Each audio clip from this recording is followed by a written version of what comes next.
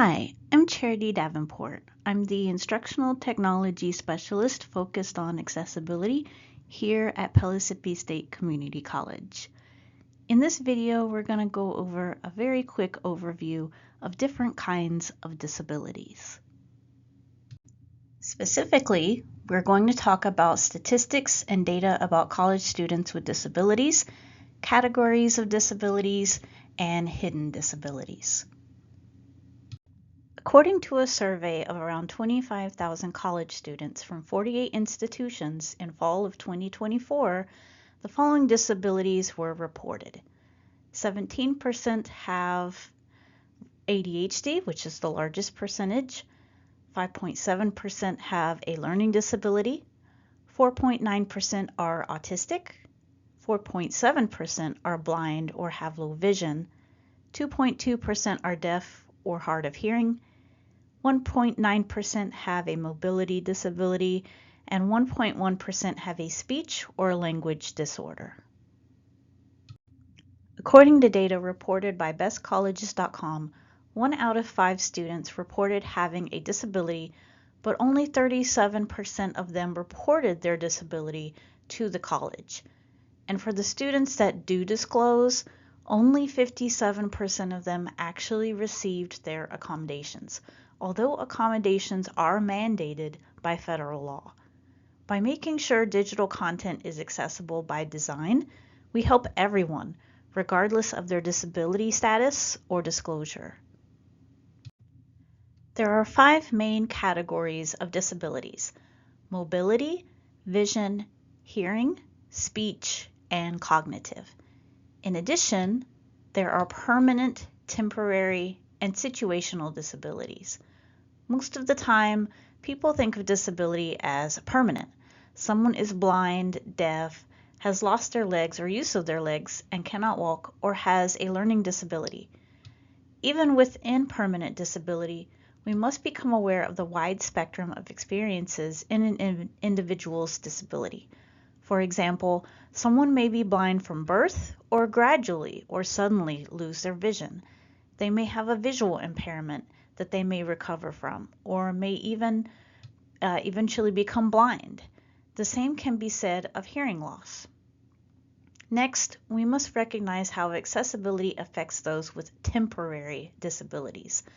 This could be someone who had a broken arm or has wrist issues and cannot type, someone with an eye infection that affects their vision, someone with a throat infection who can't speak, or someone who's had a concussion. Lastly, there are those who may not have a disability but would benefit from assistive technologies and accessibility for their current situation. This is called a situational disability. Think about how you might use voice-to-text commands and send a text message to a friend while driving. In this situation, your eyes, arms, and attention are disabled. Some may benefit much from accessibility when learning a new language with translation technologies and language learning tools, or from text to speech, listening to a Word document instead of reading it on a computer screen because they're suffering from eye strain or fatigue. In this way, we can see how accessibility benefits everyone. You may have thought about the example disabilities from the previous section and thought, those people don't seem disabled. They don't look disabled. You may have thought about that concerning a student you've had in your class who disclosed their disability to you, or when meeting with them to discuss their accommodations. Many learning and cognitive disabilities are invisible. Other examples of hidden or invisible disabilities are Crohn's disease, fibromyalgia, Lyme disease, multiple sclerosis, PTSD, autism, ADHD, anxiety, brain injuries, celiac disease, depression, epilepsy, food allergies, irritable bowel syndrome or IBS, lupus, migraines, narcolepsy, personality disorders, repetitive stress injury, autoimmune diseases, trigeminal neuralgia, and ulcerative colitis. Let's take a look at this graphic from Kent State in Ohio that presents some statistics about invisible disabilities. 96% of Americans' disabilities are invisible. 94% of the students in the 2021-2022 school year who registered with Student Accessibility Services at Kent State have invisible disabilities. In Ohio, 13.1% of adults between the ages of 18 and 44 have a cognitive invisible disability. 1 in 5 adults in the U.S. experience chronic pain, making it one of the most common invisible disabilities.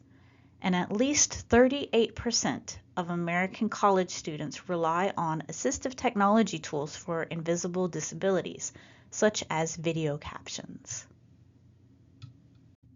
When we talk about making things accessible, we don't just mean for those with disclosed disabilities. We don't just mean for students with accommodations. And we don't just mean for those who are blind or deaf. Accessibility benefits everyone, including your coworkers and the general public, and those who are not disabled. Accessibility makes content accessible to everyone.